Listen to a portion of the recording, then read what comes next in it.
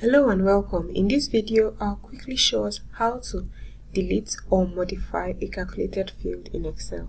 So I have this pivot table that I've created a calculated list for, sum of salary review, and it has been added as a new field here, sum of salary review.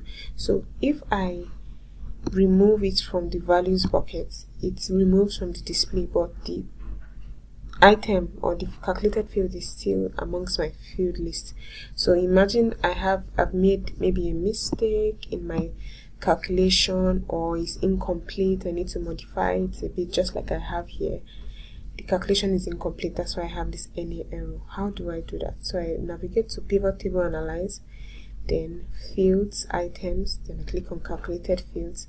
Then you see here where you have name, you just open the drop down, then you pick the calculated fields that you worked with. So you can either modify the formula like so. Once you have the formula and it's correct, you click on modify, or you can delete it entirely by clicking on this delete button here. So if I delete it and then I click on OK, I'll no longer have it both in the display and even as a new calculated column, or a column in the field list. I hope you learned something new. Thank you, and follow for more content like this.